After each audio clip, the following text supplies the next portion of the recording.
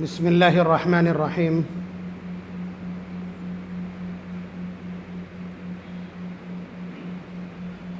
الحمد للہ رب العالمین، والصلاة والسلام على سید الانبیاء والمرسلین محمد وعلى آلہ واصحابہ اجمعین، اما بعد۔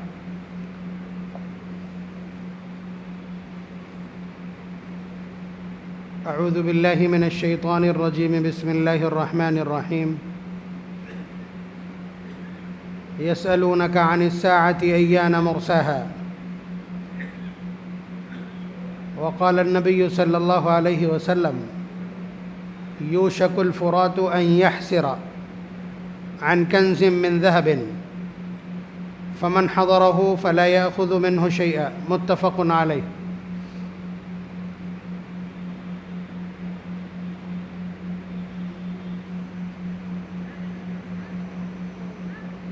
جوتے باہر اتاریے، جوتے باہر اتاریے۔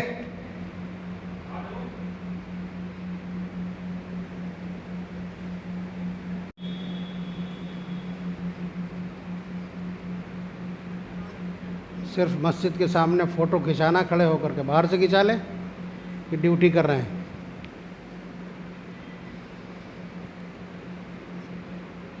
لا حول ولا قوة الا باللہ العلی العظیم۔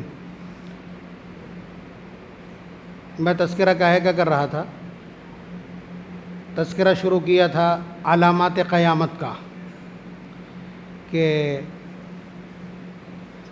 قیامت کے سلسلے میں یہ کسی کو معلوم نہیں کہ کب آئے گی، لیکن اس کی کچھ چھوٹی اور بڑی علامتیں ہیں، ان کا تذکرہ ہم نے شروع کیا تھا۔ بڑی علامتوں تک پہنچنے سے پہلے کچھ چیزیں جو بار بار ابواب میں آ رہی ہیں، ابواب الفتن میں، ابواب الفتن کی جو ترتیب ہے وہ پہلے فتن کا تذکرہ ہے، پھر اس کے بعد ملاحم کا تذکرہ ہے، اس کے بعد اشراط الساعہ، علامات قیامت کا۔ اور علامات قیامت میں سے بڑی بڑی جو ہیں بھئی بالکل چھوٹی چھوٹی، پھر تھوڑی بڑی، پھر بہت بڑی بڑی، جن کے بعد ریڈ لائٹ آن ہو جائے گی کہ اب توبہ قبول نہیں ہوگی۔ تو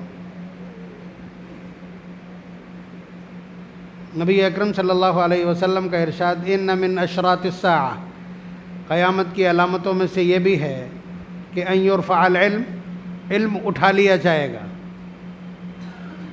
اللہ تبارک و تعالیٰ نے اپنے نبی کے ذریعے سے، قرآن کریم کے ذریعے سے جو علم ہم تک پہنچایا تھا، جس کو علم وحی کہتے ہیں، وہ اٹھا لیا جائے گا۔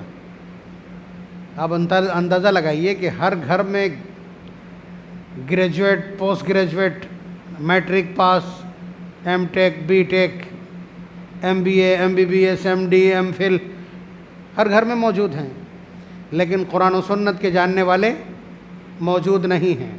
اور افسوس سے یہ بھی کہا جانا چاہیے کہ جن لوگوں نے قرآن و سنت کو حاصل کیا ہے، انہوں نے بھی قرآن و سنت کو قرآن و سنت کی طرح اس کے مکھوٹے اور اس کے فریم میں رکھ کر کے اس سے نفع نہیں پہنچایا، بلکہ وہ بھی ایک فن پارہ اور ہنر اور ایک ملازمت کا ذریعہ بن گیا۔ یہ بھی وَتُعَلِّمَ لِغَيْرِ الدِّينِ، جو علامات قیامت میں سے ہے کہ دین کا علم بھی غیر دین میں استعمال ہوگا، تو بھی افسوسناک صورتحال ہے۔ بہرحال حضور نے فرمایا ان یرفع العلم، علم اٹھا لیا جائے گا، ویکثر الجہل، جہالت بہت بڑھ جائے گی۔ آپ بتائیے، وہ بچے جنہیں نماز یاد نہیں ہے، آج وہ ائمہ کے مباحث اور استنباط اور اجتہادات کے اوپر اپنے فیصلے دیتے ہیں کہ اب نیت یہاں باندھی جائے گی، ٹانگیں اتنی پھیلا کے کھڑے ہونا ہے، اور بغیر ٹوپی کے پڑھنا ہے، اور دعا نہیں مانگنی ہے، سنتیں نہیں پڑھنی۔ آپ بتائیے، یہ جہالت نہیں تو کیا ہے؟ جہالت علم کی طرح سر چڑھ کے بولنے لگے۔ وَيُكْثَرُ الزِّنَا، زنا بہت بڑھ جائے گا۔ آپ اندازہ لگائیے، زنا کرنے والے ہنرمند ہیں، جو زنا سے بچ رہے ہوں انہیں نپنسک کہا جاتا ہے۔ سمجھ لیجئے کہ بس اشارہ کافی ہے، میں بہت نیچے جا کے تبصرہ کرتا ہوں۔ اور قتل بڑھ جائے گا۔ عورتوں وَيُكْثَرُ النِّسَاء، وَيَقِلُّ الرِّجَالُ، عورتیں زیادہ ہو جائیں گی، مرد کم ہو جائیں گے. حتیٰ لِخَمْسِينَ امْرَأَةً الْقَيِّمُ الْوَاحِدُ، 50 عورتوں پر صرف ایک مرد نگراں ہوگا. یہ حالات بھی آنے ہیں، بات سمجھ رہے ہیں؟ تو یہ چھوٹی چھوٹی علامتیں ہیں. اس کے علاوہ جو علامت بہت اہم ہے اس کو دوسرے انداز سے دیکھیے. نبی اکرم صلی اللہ علیہ وسلم کا ایک ارشاد گرامی ہے کہ لِكُلِّ أُمَّةٍ فِتْنَةٌ وَفِتْنَةُ أُمَّتِي الْمَالُ، کہ ہر امت کے لیے کوئی نہ کوئی چیز فتنہ بنائی گئی، جو مرکزی فتنہ. بات سمجھ رہے ہیں؟ جو فتنہ ہے، آزمائش ہے، جس میں وہ الجھے رہے ہیں اور جس کی وجہ سے انہوں نے اپنی مریادہ اور اپنی گریما اور اپنی عظمت اور اپنا وقار کھویا. میری امت کے لیے وہ چیز مال ہے، مال، کہ اس کی وجہ سے امت بے راہ روی کا شکار ہوگی، اس کی وجہ سے امت اپنا ٹریک چھوڑے گی، اس گندگی کی وجہ سے وہ اپنے اخلاق، اپنی تعلیمات اور اپنی تہذیب و ثقافت کو آگ لگائے گی. تو ذرا سا ایک سرسری نگاہ ڈال لیجئے، اس وقت سرسری نگاہ ڈال لیجئے کہ بالکل قریب سے قریب تر رشتے. بھائی روزانہ اس طرح کے ہم معاملات سنتے ہیں کہ 2 مکان بنے ہوئے تھے، ایک چھوٹا سا تھا، ایک بڑے والے میں بڑا بھائی رہتا، وہ کہتا میں چھوڑوں گا نہیں، نہ اس میں کسی کو حصہ دوں گا. یہ روزانہ، یعنی سب سے آخری درجے کا جو رشتہ ہے، جن 2 بھائیوں نے ایک ماں کے پیٹ میں وقت گزارا ہو اور ایک چھاتی سے دودھ پیا ہو اور ایک ماں اور باپ کا خون جن کی رگوں میں دوڑ رہا ہو، ان کے حالات یہ ہیں مال کی بنیاد پر، جبکہ انہیں معلوم ہے کہ وہ مکان چھوڑ کے جانے والے ہیں، کوئی نہیں لے کے جا پائے گا. اور ضروری نہیں کہ وہاں سکون ہو، سکون اللہ تعالیٰ عنایت کرتے ہیں. جھوپڑی والے آرام سے سوتے ہیں اور اے سی والے گولیاں کھا کے بھی کروٹیں بدلتے ہیں. یہ اللہ تعالیٰ کا اپنا دستور ہے. اس کے علاوہ اس وقت صرف پیسہ، جس سے پیسے کا لین دین ہے، جس سے مالی نفع ہے، اس سے تعلقات ہیں، ورنہ کنارے بیٹھیے.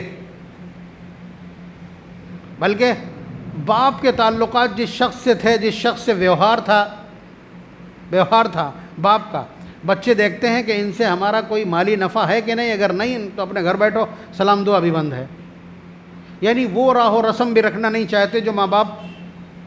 اس کے علاوہ تھوڑا سا اور آگے بڑھ کر کے بالکل زمین پر آ کر کے، خاص طور سے وہ حضرات جو 50 سال کی عمر کے ہیں کم از کم، اور جو کبھی گاؤں میں گئے ہوں، رہے ہوں، وقت بھی گزارا ہو. پیسے کی کوئی قیمت نہیں تھی، چیزوں کی کوئی قیمت نہیں تھی، سب سے زیادہ قیمت تھی ویوہار کی، کہ میرا ویوہار کیا ہے. بھائی 30 سال پیچھے پلٹ جائیے، 40 سال پیچھے پلٹ جائیے، دودھ بکتا نہیں تھا، تعلقات کی بنیاد پر دیا جاتا تھا. کون مانگنے آیا، ویوہار ہے ان سے ہمارا، کسی نے ہمت کی. اور مٹھا تو ابھی 10-5 سال پہلے تک گاؤں میں نہیں بکتا تھا. کچھ گاؤں ایسے آج بھی ہوں گے جنہیں انسانی دائروں کا اور رشتوں کا احترام ہوگا، وہاں بکتا نہیں تھا. اب تو مٹھے پہ پانی ڈال کر کے اور اس کو دودھ کی آدھی رقم میں بیچا جا رہا ہے. کتنی گھاسیں ایسی ہیں جو تالاب میں اگتی تھی، ناری وغیرہ، جنہیں کوئی کھاتا نہیں تھا، یا اگر کسی کو بطور دوا کے سوپ بنانا ہے وہ اکھاڑ لاتا تھا، وہ ساری کی ساری آ کر کے بکنے لگی. ہر چیز بکنے لگی ہے. تو اس وقت پیسے کی طرف رجحان ہے، وہی کعبہ ہے، وہی قبلہ ہے، وہی معبود ہے. یہ صورتحال ہے نا. اللہ تبارک و تعالیٰ اس طلب کو بھی پیک پہ پہنچائیں گے، پھر اس کو پلٹ بھی دیں گے. دیکھیے ہم یہ چڑھ رہے ہیں، پیچھے ابھی 40-50 سال پہلے تک تعلقات کی اہمیت تھی، رشتوں کی اہمیت تھی، تعلقات کی اہمیت تھی. آدمی تعلقات اور ویوہار کے لیے اپنا سب کچھ لٹا دیا کرتا تھا. چودھری ہمیشہ مفلوق الحال ہوتا تھا. ابو طالب سے لے کر کے اور آج تک جہاں بھی چودھراہٹ کا نظام ہے، وہاں جا کر کے دیکھیے چودھری قلاش اور مفلس ہوتا ہے. اس لیے کہ چودھری کا مطلب ہے جس کو بھی ضرورت پڑے گی وہ سیدھا مانگ لے جائے گا آپ سے. ابو طالب کے پاس پیسہ اسی لیے نہیں رہتا تھا کہ جس کو کوئی پریشانی ہوئی وہ آ کر کے مانگ لے گی. چودھری کا مطلب یہی ہے، سردار کا مطلب یہ ہے، سید القوم خادمہم، قوم کا سردار قوم کا خادم ہوتا ہے. تو یہ ایک نظام تھا باقاعدہ، اس بنیاد پر چل رہا تھا یہ سب کچھ. اللہ تبارک و تعالیٰ اس کو بھی ابھی پیک پر پہنچائیں گے. وہی روایت میں نے پڑھی ہے. علامات قیامت میں سے ایک بڑی علامت یہ ہے کہ وَيُكْثَرُ الْمَالِ، مال بہت بڑھ جائے گا. آپ بتائیے، کل تک جن کے گھر میں کھانے کو نہیں تھا آج وہ لاکھوں میں کھیل رہے ہیں. یا چھوڑ دیجئے کہ رکشے والے کے یہاں بھی کم از کم 1,00,000-2,00,000 روپے نکل آئے گا. 10 سال پہلے تک آپ پوچھئے لاکھ روپے کا مطلب کیا ہوتا تھا. تو اب مال کی کثرت، مال کی تلاش، مال کی جستجو اس قدر ہے کہ مال اکٹھا کر کے اور ہر شخص کے گھر میں یہ سلسلہ یوں ہی بڑھتا چلے جائے گا. علامات قیامت میں سے ایک بڑی علامت ہے. پہلے تو آپ یہ سمجھیے، دنیا کی مشہور ندیوں کے نام آپ جانتے ہیں. مسلمان ہیں تو اسلامک پوائنٹ آف ویو سے 2 دریاؤں کے نام یا 3 دریاؤں کے نام آپ بہت سنتے ہیں: دجلہ، فرات، نیل. یہ چونکہ ارض مقدس کے کنارے آس پاس بہتی، یہ شام اور عراق اور ترکی یہ اس کے آس پاس بہتی ہیں، اس لیے واقعات ہوتے رہے ہیں. حضرت موسیٰ علیہ السلام کا تابوت ان کی ماں نے کاہے میں ڈالا تھا؟ نیل میں ڈالا تھا. اور دجلہ بغداد کے کنارے بہتا ہے. بہت ساری تاریخ اس کے سینے پر رقم ہے. اور فرات آپ جانتے ہیں، فرات بلکہ نبی اکرم صلی اللہ علیہ وسلم کا ارشاد گرامی تو یہ ہے کہ 4 ندیاں ایسی ہیں کہ جن کے سوت کہاں سے جڑے ہیں؟ جنت سے. جنت کے کس حصے سے؟ سدرۃ المنتہا سے. سمجھ رہے ہیں؟ ان میں سے نیل اور فرات، اور ایک جیحون اور سیحون. حالانکہ بالکل پختہ طریقے سے ان کا پتہ بھی نہیں ہے کہ یہ موجود بھی ہیں کہ نہیں، بلکہ 2 دریا جو باقی ہیں ان میں سے کسی نے اس کو بھی شامل کر دیا جو آپ کے قریب سے بہتی. بعض کتابوں کی تشریح میں نے یہ دیکھا ہے. بہرحال فرات یہ 2800 کلومیٹر لمبا ایک دریا ہے. دریاؤں میں سب سے بہترین اور میٹھا پانی اسی کا ہے. بات سمجھ رہے ہیں؟ ہزاروں انبیاء علیہ السلام نے اس کا پانی پیا ہے. یہ بہتا ہے ترکی سے، پھر اس کے بعد یہ پہنچتا ہے شام سے یہ اردن پہنچتا ہے. بلکہ اردن اور فلسطین کو یہی وبھاجت کرتا ہے، یہی تقسیم کرتا ہے. تو اس کے بعد یہ کویت سے ہوتے ہوئے عراق پہنچتا ہے، اور عراق کے بعد یہ میسوپوٹیمیا، یہ شط العرب، جس طرح یہاں گنگا اور جمنا مل کر کے ایک مثلث پیدا کرتی ہیں، وہی شط العرب وہاں کہلاتا ہے. یہ دجلہ اور فرات مل کر کے یہ شط العرب پیدا کرتی. بہرحال میں یہ اس نہر کا تعارف اس لیے آپ سے کرا رہا ہوں کہ نبی اکرم صلی اللہ علیہ وسلم کا ارشاد گرامی جو میں نے خطبے میں پڑھا کہ یوشک الفرات ان یحسر عن کنز من ذهب، اور اس سے اگلی روایت ہے لا تقوم الساعة حتى يحسر الفرات عن جبل من ذهب فيقتتل الناس فيقتل عن كل 199، کہ ان قریب اسی فرات میں پہلی روایت کہ اس میں ایک خزانہ ظاہر ہوگا، دوسری روایت اس میں ایک سونے کا پہاڑ ظاہر ہوگا. اسی فرات ندی میں سونے کا ایک پہاڑ ظاہر ہوگا. بلکہ روایت کے الفاظ ہے لا تقوم الساعہ، اس وقت تک قیامت قائم نہیں ہو سکتی جب تک کہ فرات کا وہ سونے کا پہاڑ ظاہر نہ ہو.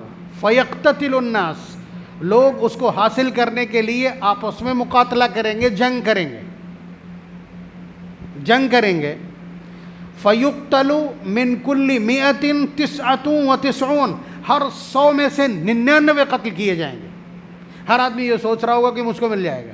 یعنی اتنا زبردست قتل عام ہوگا اس سونے کا پہاڑ حاصل کرنے کے لیے، اس سونے کے خزانے کو حاصل کرنے کے لیے، اس سونے کے ڈھیر کو حاصل کرنے کے لیے. نبی اکرم صلی اللہ علیہ وسلم کا ارشاد پہلی روایت میں جو میں نے پڑھی ہے، ان یحسر عن کنز من ذهب فمن حضره فلا یاخذ منه شیئا، امت کے افراد کو حضور یہ تعلیم دے رہے ہیں کہ جو آدمی وہاں پہنچ جائے تو اس کو ہاتھ نہ لگائے، اس میں سے کچھ لینے کی کوشش نہ کرے۔ یہ حضور کی ہدایت ہے، یہ روایت متفق علیہ بخاری اور مسلم کی۔ بات سمجھ رہے ہیں آپ؟ تو یہ ابھی یہ لالچ، یہ ہوڑ، یہ تلاش، یہ جستجو، مال کی یہ کشش ابھی اس پیک کو پہنچے گی۔ اس کے بعد اگلی روایت دیکھیے، یعنی یہ عروج ہے، یہ پیک ہے، یہ انتہا ہے مال کی تلاش، مال کی جستجو اور مال کو آزمائش بنانے کی۔ اس کے بعد کیا ہوگا؟ نبی اکرم صلی اللہ علیہ وسلم کا ایک ارشاد گرامی کہ ان قریب زمین تقیء الارض افلاز کبدها مثل الاسطوانہ من ذهب وفضة، کہ ان قریب زمین اپنے سارے خزانے اگل کے اوپر ڈال دے گی۔ سونا کہاں ہے؟ چاندی کہاں ہے؟ پلیٹینیم کہاں ہے؟ یا اور جو قیمتی دھاتیں ہیں، ہیرے اور جواہرات کہاں ہیں؟ ڈائمنڈ کہاں ہیں؟ دریا میں، کچھ پہاڑوں میں۔ تو نبی اکرم صلی اللہ علیہ وسلم کا ارشاد گرامی کہ ذروں کی شکل میں نہیں، مثل الاسطوانہ، اسطوانہ مینس پلرس، یعنی لمبے لمبے ستونوں کی طرح زمین اپنے خزانے باہر کر دے گی، سونے کے، جس طرح درخت نکلتا ہے اسی طرح سے سونے کے ستون نکلیں گے، چاندی کے ستون زمین سے نکلیں گے۔ تو معلوم ہے جو کلر اور شوٹر ہیں، جو قاتل ہیں، وہ آ کر کے کہیں گے کہ ارے اس کی وجہ سے افیم قتل تو، کہ اس کی وجہ سے میں نے قتل کا جرم کیا تھا۔ جس شخص کا ہاتھ کاٹا گیا ہوگا وہ آ کر کے ان پلرس اور ان خزانوں کے پاس آ کے کہے گا فیما قطعت، افیما قطعت، کہ اسی مال کی وجہ سے میرا ہاتھ کاٹا گیا تھا، اور سارے کے سارے اس سے پناہ مانگ کر کے اس پر تھوک کر کے چلے جائیں گے، یعنی کہ اس کی ہم کو ضرورت نہیں۔ بات سمجھ رہے ہیں؟ یہ بھی ابو الفتن کی روایت ہے، وہی ہے۔ تو ایک طرف یہاں پہنچائیں گے، پھر اس کے بعد اللہ تبارک و تعالیٰ احساس دلائیں گے کہ دیکھو اس کی کوئی ویلیو نہیں تھی کہ جس کو تم نے معبود جیسی حیثیت دی تھی۔ اس کے علاوہ نبی اکرم صلی اللہ علیہ وسلم کا ارشاد کہ حضرت مہدی کے دور میں اتنی برکت ہو جائے گی کہ زمین اپنے سارے خزانے، یعنی جو اس کے سینے میں ہیں غلجات وغیرہ، وہ سارے کے سارے اگل دے گی۔ خوشحالی کا عالم یہ ہوگا کہ ایک آدمی صبح کو کچھ صدقات کی کچھ رقم لے کے نکلے گا اور شام کو تھک ہار کے واپس آ جائے گا، کوئی آدمی اس صدقے کی رقم کو لینے والا نہیں ہوگا، زکوٰۃ کی کوئی رقم لینے والا نہیں ہوگا۔ اس کے علاوہ نبی اکرم صلی اللہ علیہ وسلم کا ارشاد کہ میرے خانوادے سے میرے خاندان سے ایک شخص مبعوث ہوگا جو لوگوں کو ایسے حسین کہ ایسے چلو بھر بھر کر کے اشرفیاں اور سونا تقسیم کرے گا اور مڑ کر کے بھی نہیں دیکھے گا۔ بات سمجھ رہے ہیں؟ اس کو تولے گا بھی نہیں۔ ایسے ہی لوگ اموال تقسیم کریں گے اور کوئی پوچھنے والا نہیں ہوگا، ایک وقت ہوگا کہ کوئی لینے والا نہیں ہوگا۔ تو یہ اموال کے فتنے اس انجام کو پہنچیں گے۔ اس کے بعد علامات قیامت میں سے وہ تو جب ہم فیس کریں گے تب، دجال کا سامنا جب ہم کریں گے، ہم بھی ترتیب ادھر پہنچ رہے ہیں، بڑی بڑی علامتوں میں ہم داخل ہونے جا رہے ہیں انشاءاللہ۔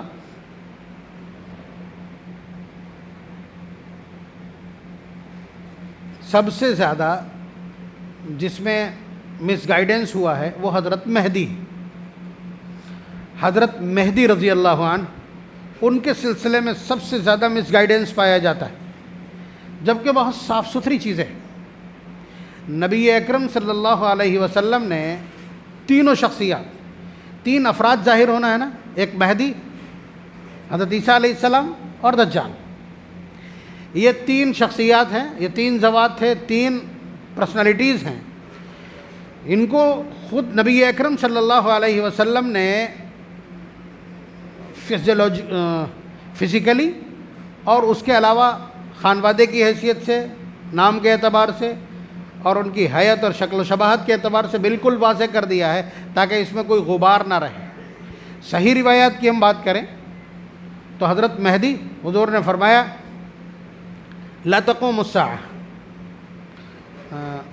لو لم یبق من الدنیا الا یوم، کہ اگر دنیا کے جو اللہ تعالیٰ نے دن طے کیے ہیں وہ سارے کے سارے ختم ہو جائیں، صرف ایک دن بچے، ایک دن بچے، مطلب ایک تعبیر استعمال کی حضور نے، پیراگرافنگ کی ہے اس کی، فرمایا لو لم یبق من الدنیا الا یوم، اگر دنیا کے سارے دن ختم ہو جائیں صرف ایک دن بچے، تب بھی اللہ تبارک و تعالیٰ اس دن کو لمبا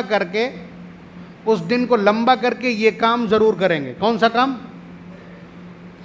یبعث اللہ رجل من امتی، یبعث اللہ رجل منی او من اہل بیتی، کہ اللہ تبارک و تعالیٰ ایک شخص کو ضرور مبعوث فرمائیں گے، ظاہر فرمائیں گے، جو مجھ سے ہوگا یا میرے گھرانے سے ہوگا، راوی کا شک ہے، منی او من اہل بیتی، کیا کرے گا؟ یملأ الارض قسطا وعدلا کما ملئت ظلما وجورا، کہ وہ اس زمین کو عدل و انصاف سے اسی طرح بھر دے گا جس طرح سے اس سے پہلے وہ ظلم سے بھری ہوئی ہوگی۔ ایک روایت رجل منی او من اہل بیتی، وہ مجھ سے ہوگا یا میرے گھرانے سے ہوگا۔ دوسری روایت کہ من عطرتی، میرے خاندان سے ہوگا، ٹھیک ہے، اور بہت ساری تفصیلات ہیں۔ یعنی حضرت مہدی، اگلی روایت ہے یواطئ اسمہ اسمی و اسم ابیہ اسم ابی، کہ اس کا نام میرے نام جیسا ہوگا اور اس کے باپ کا نام میرے باپ کے نام جیسا ہوگا۔ المہدی منی من آل فاطمہ، کہ مہدی میرے گھرانے سے اولاد فاطمہ سے ہوگا۔ دوسری روایات کی وضاحت کہ وہ باپ کے اعتبار سے حسنی، یعنی ان کے باپ حضرت حسن کی اولاد میں سے ہوں گے اور ان کی ماں حضرت حسین کی اولاد میں سے ہوں گے، نجیب الطرفین ہوں۔ یہ چیزیں اس نوجوانوں کو یاد رکھنے کی۔ نام کیا ہوگا؟ محمد، لقب کیا ہوگا؟